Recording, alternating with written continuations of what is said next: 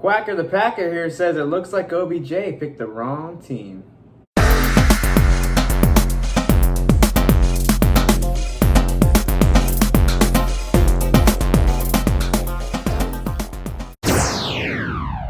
What's up, Packer Nation? It's Chad, the Cheesehead Easterling, back with another edition of the Pack Attack.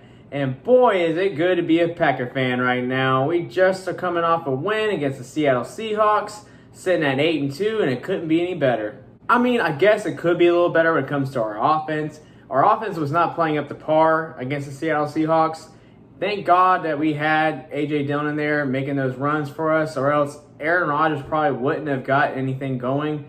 It just looked like he was a little, I don't want to say rusty, but it just looks like he was maybe just not having the best game due to him having COVID from the previous week. But hopefully in this week, in Week 11 against the Minnesota Vikings at Minnesota, Aaron Rodgers has himself a bounce-back game and does a lot better. In previous years, when you talk about the Vikings and Packers matchups, you're always talking about the Vikings defense.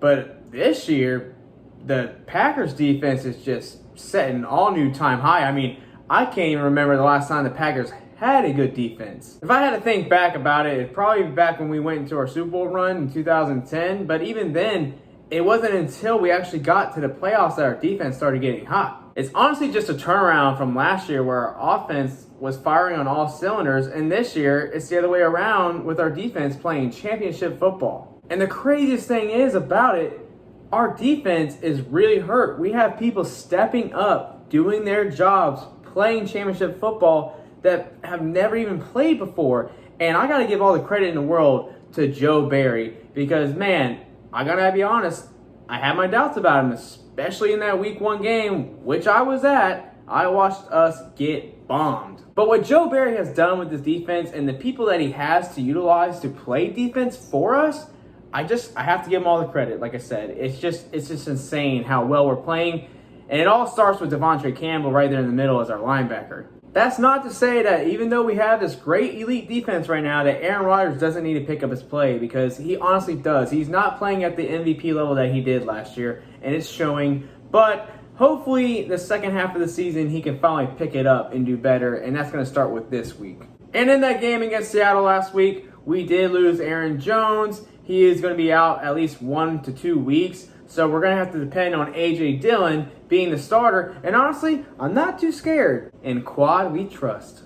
I mean, you have this bowling ball of a man just going straight down the gut, knocking down pins left and right. I mean, did you see him get that catch on the sideline? Just dancing around the guy, staying in bounds? It's insane. He's that huge and he's doing this. As long as we can keep running the ball effectively like that, we will be fine, and it will set up the play action for Aaron Rodgers, just as long as him and the rest of the receivers, besides Devontae Adams, get in sync and actually start to produce some more plays. But speaking of receivers, you got to talk about the receivers on the Viking side. And those are some great athletes. And you got to talk about Justin Jefferson being the deep threat as well as Adam Thielen. And they're just going to be a very tough matchup against us. But I do believe we have the right corners to do the job. I mean, hell, even Kevin King's starting to look better, and I probably didn't think that was ever going to happen again. I mean, the receivers on the Viking squad are comparable to the Seattle Seahawks, and we were able to stop them pretty much all night. I mean, if you don't trust me, just ask DK Metcalf. I mean, this dude tried to come back into the huddle after he was ejected. I mean, what the... But not only the receivers you have to worry about, you also got that bad man called Dalvin Cook. I mean, we've let him rush over us too many times in the past. As long as we can stop him from getting those easy yards and those easy first down runs, we will have a great chance to beat this team. I don't believe we're going to get anybody back this week on our defense, but man, just imagine once we do, and hopefully David Bakhtiari finally does get a start this week, but if not, I'm fine with him not playing this week. I hope he is there for the week after, though. So when it comes to my prediction this week against the Minnesota Vikings, I do believe that our offense will start doing better this week and get on the right track, and then our defense will keep being elite against their offense, and we will win this game 24-13. But Packer Nation, what are your thoughts on this game? Do you think we're going to win? And what do you think the score is going to be? And also, were any of you able to buy some Packer stock this week? Leave it in the comments below and let me know. And as always, keep wearing that green and gold and Go, Pack, go!